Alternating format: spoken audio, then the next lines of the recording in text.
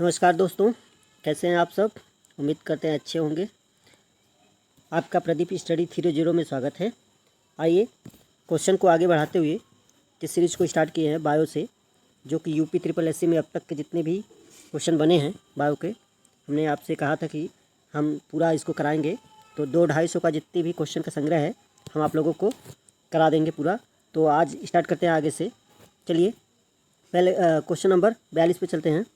कह रहा है कि इनमें से कौन सी फसल एक फलीदार फसल है। ऑप्शन ए है दालें, ऑप्शन बी है मोटे अनाज, ऑप्शन सी है ज्वार या ऑप्शन डी तिल। तो इसका ऑप्शन कौन सा सही है? ऑप्शन ए सही है, दालें। आइए अगले क्वेश्चन पे चलते हैं। अगले क्वेश्चन को पढ़ते हैं। पौधे के किस भाग से हल्दी प्राप्त की जाती है? पौधे के किस भाग से हल्दी प्राप्त की जाती है? तो ऑप्शन ए है जड़, ऑप्शन बी है फल, ऑप्शन सी है तना या ऑप्शन डी है बीज। तो इसका ऑप्शन क्या होगा? ऑप्शन सी, तना। आइए अगले क्वेश्चन पे चलते हैं। ये देखिए गन्ना पर्यवेक्षक में आया है 2016 में। जो भी क्वेश्चन जहाँ पर आया है उसके आगे दे दिया गया है कि ये कहाँ पर आया है। आइए अगले क्वेश्चन पे चलते हैं।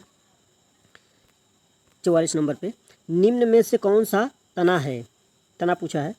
ऑप्शन देखिए, सलजम है, अदरक है, गाजर है या शकरकंद है। तो इसका ऑप्शन बी सही है, अदरक। अदरक तना है। आइए अगले क्वेश्चन पे चलते हैं। अगला क्वेश्चन कह रहा है कि वाष्पीकरण की प्रक्रिया के बारे में निम्नलिखित में से कौन सही है? ऑप्शन पे चलते हैं। पहला ऑप्शन है यह नमी के स्तर पर निर्भर नहीं करती है, यह सतह के क्षेत्र में वृद्धि होने पर बढ़ती है, यह हवा की गति में वृद्धि होने से घट जाती है, यह तापमान में वृद्धि होने पर घट जाती है। तो इसका ऑप्शन बी सही है, यह सतह के क्षेत्र में वृद्धि होने पर बढ़ती है, वाष्पीकरण की प्रक्रिया।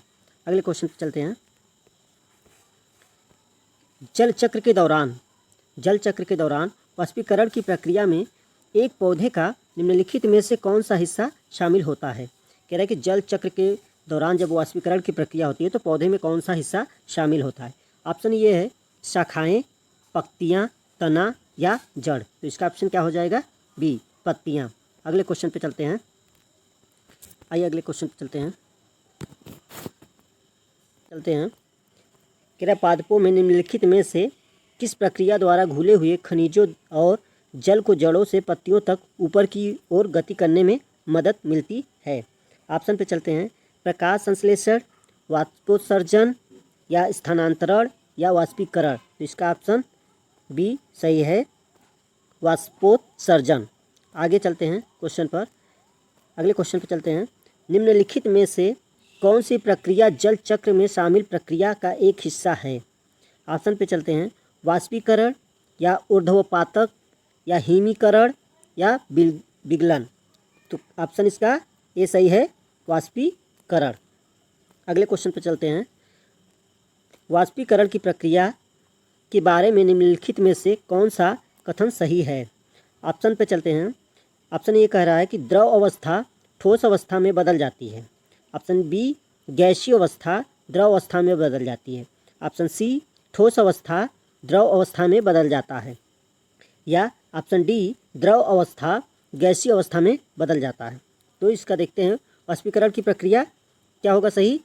ऑप्शन डी सही है, द्रव अवस्था गैसीय अवस्था में बदल जाता है। अगले क्वेश्चन पे चलते हैं। जे लोअर एग्ज़ाम 2019 में आया था। अगले क्वेश्चन 50 नंबर पे चलते हैं। कह रहा है कि किस प्रक्रिया के द्वारा सौर गति ऊर्जा कार्बोहाइड्रेट की रासायनिक ऊर्जा में बदल जाती है? कह रहा है कि किस प्रक्रिया के द्वारा सौर गतिज ऊर्जा जो होता है कार्बोहाइड्रेट की रासायनिक ऊर्जा में बदल जाता है?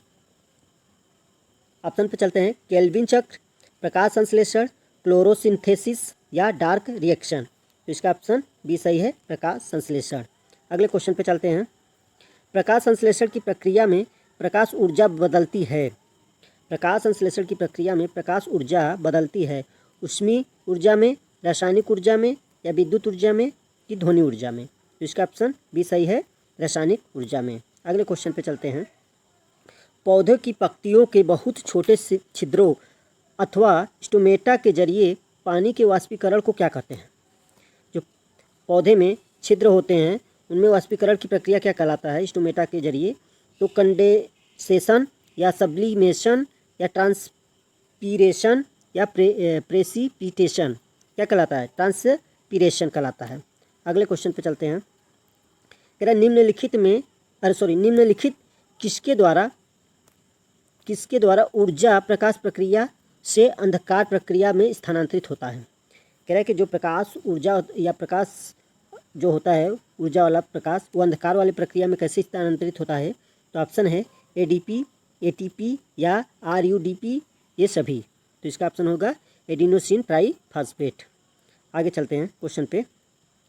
अगले क्वेश्चन पे, पौधे में मूल रोमों द्वारा जल जिस प्रक्रिया से अवशोषित किया जाता है वह कहलाती है। ऑप्शन पे आते हैं।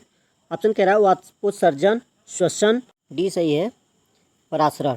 आगे क्वेश्चन पे चलते हैं। क्रेब चक्र का दूसरा नाम है। क्रेब चक्र का दूसरा नाम है। ऑप्शन ये है सिट्रिक एसिड चक्र या ग्लाइकोलेट चक्र, ईएमपी पाथवे या ग्लाइको ऑक्सीलेट चक्र। तो इसका ऑप्शन ये सही है, सिट्रिक एसिड चक्र। अगले क्वेश्चन पे चलते हैं। खाली स्थान है, उसके बाद एक सिंथेटिक आकीसन है। पहला ऑप्शन है CAM या दूसरा ऑप्शन IBA और तीसरा ऑप्शन है IAA और चौथा ऑप्शन है NAA। तो इसका ऑप्शन क्या होगा? NAA, D option. अगले क्वेश्चन पे चलते हैं। पेनिसिलिन किस सूक्ष्म जीव से प्राप्त होता है? पेनिसिलिन किस सूक्ष्म जीव से प्राप्त होता है? पहला ऑप्शन है अमीबा, दूसरा ऑप्शन विषाणु, तीसरा प्रोटोजोआ या कवक। तो इसका ऑप्शन डी सही है, कवक। अगले क्वेश्चन पे चलते हैं। अगला क्वेश्चन कह रहा है भारत में व्यावसायिक रूप से जारी पहला आनुवंशिक रूप से संशोधित पौधा है। ऑप्शन पे चलते हैं। सुनहरा चावल, फ्लावर सावर या बीटी बैगन या बीटी कपास। तो इसका ऑप्शन सी सही है, बीटी बैगन। अगले क्वेश्चन पे चलते हैं। प्रसिद्ध डाली भेड़ किस तकनीकी के परिणाम स्वरूप अस्तित्व में आई है? ऑप्शन पे चलते हैं। ऑप्शन ये है क्लोनिंग या संकरण, हाइब्रिडाइजेशन जिसे कहते हैं, अछूती वंश वृद्धि या पार्थिनोजेनेसिस कहते हैं, ऊतक संवर्धक या टिश्यू कल्चर कहते हैं। तो इसका ऑप्शन ये सही है, क्लोनिंग। आइए अगले क्वेश्चन पे चलते हैं। अगला क्वेश्चन कह रहा है कि एशिया का प्रथम मानव DNA बैंक कहाँ स्थापित किया गया है? एशिया का प्रथम मानव DNA बैंक कहाँ स्थापित किया गया है? तो ऑप्शन ये है लखनऊ, ऑप्शन बी है बरेली, ऑप्शन सी है इलाहाबाद या डी कानपुर। तो इसका ऑप्शन ये सही है, लखनऊ। अगले क्वेश्चन पे चलते हैं। निम्नलिखित में से कौन सा कंडीशनल अमीनो एसिड है? कौन सा कंडीशनल अमीनो एसिड है? अगले आंसर पे चलते हैं। पहला ऑप्शन है ल्यूटेमिक या तो एस्पार्टिक अल्नीन या अर्जिनीन। तो इसका ऑप्शन क्या सही है? Option D, arginine. अगले क्वेश्चन पे चलते हैं। अंगूर की खेती करने को या संवर्धन को निम्नलिखित में से किस नाम से जाना जाता है? इसका ऑप्शन ये है बीटी कल्चर, ऑप्शन बी है पीसी कल्चर, ऑप्शन सी है सेरी कल्चर, ऑप्शन डी है हार्टिकल्चर। तो इसका ऑप्शन ये सही है, बीटी कल्चर। सेरी कल्चर से रेशम कीट, पीसी कल्चर से मत्स्य पालन और हार्टिकल्चर से फ्लावर का खेती की जाती है। आइए अगले क्वेश्चन पे चलते हैं। अगला क्वेश्चन कह रहा है निम्नलिखित में से कौन सा रेशम के कीड़े के वाणिज्यिक पालन को संदर्भित करता है? ऑप्शन पे चलते हैं। ऑप्शन ये है वेरीकल्चर या सेरीकल्चर या लिटिकल्चर या पीसी कल्चर। तो रेशम पालन के लिए सेरीकल्चर, पीछे भी बताए थे भी आपको। अगले क्वेश्चन पे चलते हैं। अगले क्वेश्चन पे ऑर्निथोलॉजी का संबंध किससे है? तो ऑप्शन पे चलते हैं हड्डियों से, पक्षियों से, आभूषणों से या धातु से। तो इसका ऑप्शन क्या है? ऑर्निथोलॉजी पक्षियों से है, बी सही है। अगले क्वेश्चन पे चलते हैं। ये सब क्वेश्चन आए हुए हैं। देख रहे हैं गन्ना पर्यवेक्षक में आया था। अगले क्वेश्चन पे चलिए। कह रहा है कि एंटोमोलॉजी का संबंध किससे है? वनस्पति, प्राणी से, या कीट, या रसायन से? तो एंटोमोलॉजी कीट से है। अगले क्वेश्चन पे चलते हैं। विज्ञान की कौन सी शाखा ट्यूमर के बारे में बताती है? विज्ञान की कौन सी शाखा ट्यूमर के बारे में बताती है? तो ऑप्शन पे चलते हैं। ऑप्शन है हमारा पहला, कह रहा एस्ट्रियोलॉजी, या एनाटॉमी, ऑन्कोलॉजी, या यूरोलॉजी? तो इसका ऑप्शन सी सही है। ट्यूमर कैंसर से जो भी है ऑन्कोलॉजी है। अगले क्वेश्चन पे चलते हैं। अगला क्वेश्चन कह रहा है कि जीव विज्ञान की आंतरिक संरचना का अध्ययन करने वाला शास्त्र कहलाता है? शरीर रचना विज्ञान, या कृषि विज्ञान, एग्रोलॉजी, या मानव विज्ञान? तो इसका ऑप्शन ए सही है, शरीर रचना विज्ञान। अगला चलते हैं क्वेश्चन पे। चींटियों के अध्ययन को क्या कहते हैं, या क्या कहते हैं? चींटियों के अध्ययन को क्या कहते हैं? तो ऑप्शन ये है मर्मिकोलॉजी, या रेपेटोलॉजी, या निमेटोलॉजी, या नीडोलॉजी? तो इसको ऑप्शन ए सही है, मर्मिकोलॉजी। अगले क्वेश्चन पे चलते हैं।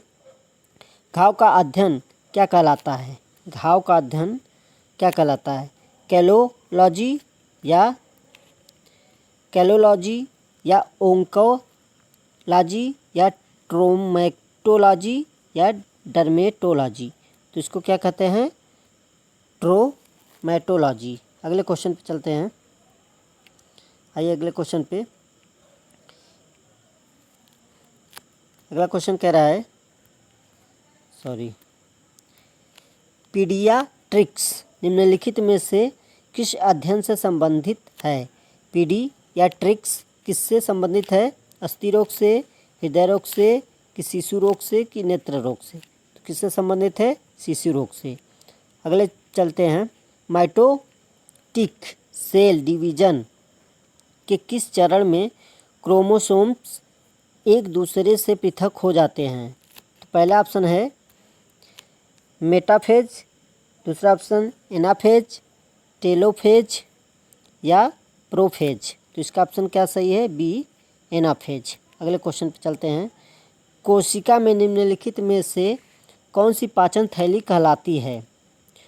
कोशिका में निम्न में से कौन सी पाचन थैली कहलाती है? ऑप्शन पे चलते हैं। ऑप्शन ये है गाल्जी काय, ऑप्शन बी है माइटोकॉन्ड्रिया, या ऑप्शन सी है राइबोसोम, या लाइसोसोम? तो इसका ऑप्शन डी सही है, लाइसोसोम। अगले क्वेश्चन पे चलते हैं। निम्नलिखित जीवों में से किसमें कोशिका में अच्छी तरह से व्यवस्थित न्यूक्लियस नहीं पाया जाता है? व्यवस्थित न्यूक्लियस नहीं पाया जाता। तो इसका ऑप्शन ये है एंट एमीबा, ऑप्शन बी हाइड्रा, या ऑप्शन सी स्पाइरोगाइरा, या ऑप्शन डी बैक्टीरिया? तो इसका क्या ऑप्शन सही है? बैक्टीरिया। अगले क्वेश्चन पे चलते हैं। कह रहा है कि एक पौधे की पत्ती में किस प्रकार की कोशिकाओं में क्लोरोफिल रहता है? तो ऑप्शन ये है पेरेनकाइमा, या कोलेनकाइमा, या स्क्लेरेकाइमा, या जाइलम? तो कौन सा है इसका ऑप्शन? ये सही है, पेरेनकाइमा। अगले क्वेश्चन पे चलते हैं। कह रहा है कि क्लोरोफिल जलाया जाए तो कौन सा तत्व शेष बचेगा? अगर क्लोरोफिल को जलाया जाएगा तो कौन सा शेष बचेगा तत्व? तो अगला ऑप्शन है यमन, या एफी, या मैग्नीशियम? तो कौन सा सही है? इसका ऑप्शन डी सही है, मैग्नीशियम। अगले क्वेश्चन पे चलते हैं। निम्नलिखित में से किसे हमारे शरीर के मूल खंड बिल्डिंग ब्लॉक के नाम से जाना जाता है? बिल्डिंग ब्लॉक हमारे शरीर में जो है बिल्डिंग ब्लॉक के नाम से किसे जानते हैं? तो ऑप्शन है ये है कार्बोहाइड्रेट, प्रोटीन, वसा, या खनिज पदार्थ? तो किसको बोलते हैं? प्रोटीन को। अगले क्वेश्चन पे चलते हैं। पर्याप्त मात्रा में कार्बोहाइड्रेट प्राप्त करने के लिए व्यक्ति को पर्याप्त मात्रा में खाना चाहिए। ऑप्शन ये है मांस, ऑप्शन बी है चावल, या ऑप्शन सी गाजर, या ऑप्शन डी मछली। तो क्या खाना चाहिए? चावल में सबसे ज़्यादा क्या मिलता है? कार्बोहाइड्रेट मिलता है। अगले क्वेश्चन पे चलते हैं। दो या दो से अधिक लोकाय के एलीलों के बीच अंतःक्रिया को इस प्रकार जाना जाता है: महामारी विज्ञान या एपीफाइटोसिस, एपिस्टासिस या प्रभावी। क्या जाना जाता है? एपिस्टासिस। आइए अगले क्वेश्चन पे चलते हैं।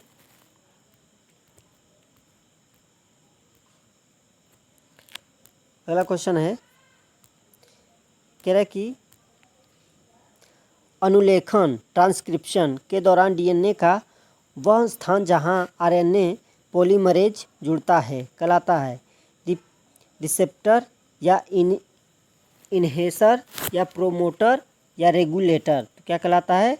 जहां पर ट्रांसक्रिप्शन होता है डीएनए का वह स्थान क्या कहलाता है? प्रोमोटर कहलाता है। अगले क्वेश्चन पे चलते हैं। एक अनिषेचित मानव अंडे में सामान्यतः होता है एक एक्स क्रोमोसोम, एक वाई क्रोमोसोम, या एक एक्स और एक वाई क्रोमोसोम, या अगला इनमें से दोनों में एक्स एक्स क्रोमोसोम। तो कौन सा होता है? ऑप्शन ए सही है, एक एक्स क्रोमोसोम होता है। अगले क्वेश्चन पे चलते हैं। अगला क्वेश्चन कह रहा है, हंसिया कोशिका रक्ताल्पता सिकल सेल एनीमिया किसके कारण होता है? फॉलिक अम्ल की कमी के कारण, या हीमोग्लोबिन के असामान्य स्तरों के कारण, या लौह की कमी के कारण, या लाल रुधिर कणिकाओं की उत्पत्ति आरबीसी में कमी के कारण। किसके कारण होता है? हीमोग्लोबिन के असामान्य स्तरों के कारण होता है।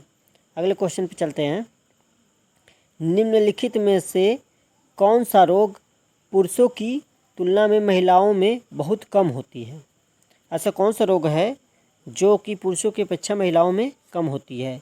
तो निकट दृष्टि दोष, या किडनी में पथरी, ब्रेन ट्यूमर, या वर्णांधता, कलर ब्लाइंडनेस। तो कौन सा होता है पुरुषों की अपेक्षा महिलाओं में कम?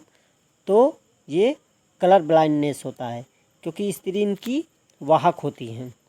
आइए अगले क्वेश्चन पे चलते हैं। कह रहा है, क्रोमोजोम टर्नर सिंड्रोम में प्रभावित होते हैं। कितने क्रोमोजोम टर्नर सिंड्रोम में प्रभावित होते हैं? तो इसका ऑप्शन ए है 14, ऑप्शन बी है 28, ऑप्शन सी है 34, या डी 45। तो इसका 45 जो क्रोमोजोम होते हैं वो टर्नर सिंड्रोम में प्रभावित होते हैं। ऑप्शन इसका डी सही है। अगले क्वेश्चन पे चलते हैं। कह रहा है कि कुछ जानवर बच्चों को जन्म देते हैं और कुछ अंडे देते हैं जो बाद में बच्चों का रूप ले लेते हैं।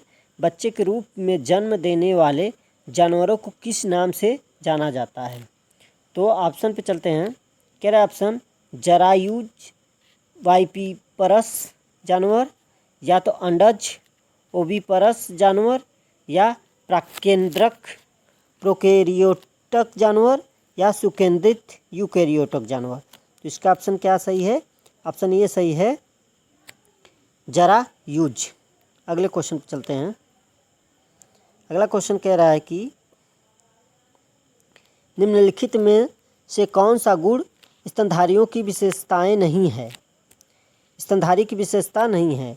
क्वेश्चन पे ऑप्शन पे चलते हैं। ये गर्म रक्त वाले जीव होते हैं, या इनमें त्रिकक्षी हृदय पाया जाता है, या इनकी त्वचा में बालों के साथ पसीने और तेल की ग्रंथियां भी पाई जाती है। अधिकांश स्तनधारी जीवित शिशु पौधे करते हैं। तो कैसा होता है इनमें? जो स्तनधारी की विशेषता नहीं है तो इनमें त्रिकक्षी हृदय पाई जाती है। अगले क्वेश्चन पे चलते हैं। अगला क्वेश्चन कह रहा है, नीचे दिए गए विकल्पों में से वर्ग इंसेक्टा कीट के संदर्भ में गलत कथन की पहचान करें। कीट में क्या ऐसा चीज़ नहीं है, उसी को पहचानना है। इसमें 3 जोड़ी पैर पाए जाते हैं, ये कीट में, इसका मतलब ये सही है। इनके पैर आपस में जुड़े होते हैं, ये भी सही है। इनके प्रत्येक शरीर खंड में 1 जोड़ी पैर होते हैं, ये ऑप्शन गलत, यही गलत। इनके वक्षी खंडों में पैर विद्यमान रहते हैं, ये भी सही है। अगले क्वेश्चन पर चलते हैं। कह रहा है कि निम्नलिखित में से कौन सा एक कूटपाथ फ्लैश फीट है जिसमें अमीबा अपने भोजन को निगलता है? तो ऑप्शन पे चलते हैं। ऑप्शन ये है एक्सोपोडिया या स्यूडोपोडिया या फिलेपोडिया या रेटिकुलोपोडिया। इसका ऑप्शन बी सही है, स्यूडोपोडिया। अगले क्वेश्चन पे चलते हैं। एक कीट की रक्त शर्करा है ग्लूकोज, मेनिटोल या ट्रेहालोज मैनोज। तो इसका ऑप्शन सी सही है, ट्रेहालोज। अगले क्वेश्चन पे चलते हैं। इनमें से कौन उड़ सकता है? हॉर्नबिल, ऑस्ट्रिच, एमू या पेंगुइन। तो कौन उड़ सकता है? हॉर्नबिल। हॉर्नबिल जो पक्षी है ये उड़ सकता है, बाकी हेमू, ऑस्ट्रिच और पेंगुइन नहीं उड़ सकते। आगे चलते हैं। कौन सा जीवित पक्षी विश्व का सबसे छोटा अंडा देता है? तो हॉर्नबिल या बी हमिंगबर्ड या गल या कट फोड़वा। तो कौन होता है? B hummingbird. अगले क्वेश्चन पे चलते हैं। रेगिस्तान का जहाज़ किस जानवर को कहा जाता है? तो रेगिस्तान का जहाज़ ऑप्शन ये है घोड़ा, ऊँट, भेड़ या हाथी। तो रेगिस्तान का जहाज़ किसको बोलते हैं? हम ऊँट को बोलते हैं, क्योंकि इनका पैर गद्दीदार होता है और रेत में आराम से चल पाते हैं, ये धंसता भी नहीं। अगले क्वेश्चन पे चलते हैं। निम्नलिखित में से कौन संसार में सबसे अधिक तीव्रता से काटता है? तो क्या है? बहुत तेज़ी से जो काटने वाला जीव है। अफ्रीकी बिच्छू, पनामा की दीपक या पनामा की दीमक या ऑस्ट्रेलिया की गिलहरी भारतीय कोबरा। तो कौन तेज़ी से काटता है? पनामा की दीमक। अगले क्वेश्चन पे चलते हैं। निम्नलिखित पशुओं में से कौन सा पशु स्तनपायी प्राणी समूह का नहीं है? जो जिसमें स्तनपायी नहीं है। तो ऑप्शन ये है कंगारू, स्कोलियोडोन या हिप्पोपोटामस या व्हेल। तो कौन स्तनपायी नहीं है या स्तनधारी प्राणी नहीं है? तो स्कोलियोडोन नहीं है। अगले क्वेश्चन पे चलते हैं। एक ही समय में दोनों तरफ कौन सा प्राणी देख सकता है? तो एक ही समय में दोनों तरफ कौन प्राणी देख सकता है?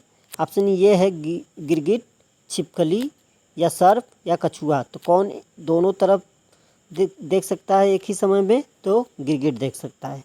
अगले क्वेश्चन पर चलते हैं। केंचुए का उत्सर्जी अंग है, केंचुए का उत्सर्जी अंग है ज्वाला कोशिकाएँ, ये नेफ्रिडिया, गुर्दा या फेफड़े। तो कौन इसका सही ऑप्शन है? ऑप्शन बी सही है, नेफ्रिडिया। अगले क्वेश्चन पे चलते हैं। अधिकांश कीट किस प्रकार श्वसन लेते हैं? ऑप्शन पे चलते हैं। क्या त्वचा के द्वारा या गलफड़े के द्वारा, फेफड़े के द्वारा या ट्रैकिया प्रणाली के द्वारा। तो जो ट्रैकिया प्रणाली होता है उसके द्वारा अधिकांश कीट श्वसन प्रक्रिया करते हैं। अगले क्वेश्चन पे चलते हैं। मकड़ी में श्वसन अंग कौन सा है? ऑप्शन पे चलते हैं। शरीर की सतह या बुक लंग्स या बुक गिल्स, एयर ब्लैडर। तो मकड़ी जो होते हैं बुक लंग्स होते हैं ऑप्शन। और अगले क्वेश्चन पे चलते हैं। वयस्क बिल्ली के कुल कितने दांत होते हैं? वयस्क बिल्ली के कुल कितने दांत होते हैं? तो 32, 28, 30 या 16। तो कितना सही है? 30 सही है। अगला क्वेश्चन है। निम्नलिखित में से किस जानवर की लघु छोटी आंत होती है? तो ऑप्शन ये है खरगोश, शेर, बकरी या गाय। तो किसका आंत छोट होती है? शेर का। अगले क्वेश्चन पे चलते हैं। आइए, हमारे शरीर में हमारे कुल पोषक तत्व और खनिज अवशोषण का 90% हिस्सा कहा जाता है। ऑप्शन ये है ब्रिक, बड़ी आंत, अमाशय या छोटी आंत। तो कौन सही है? ऑप्शन डी सही है। दोस्तों 100 क्वेश्चन ही कराएंगे, फिर अगले वीडियो में इतना बचेगा फिर लेकर आएंगे। धन्यवाद दोस्तों।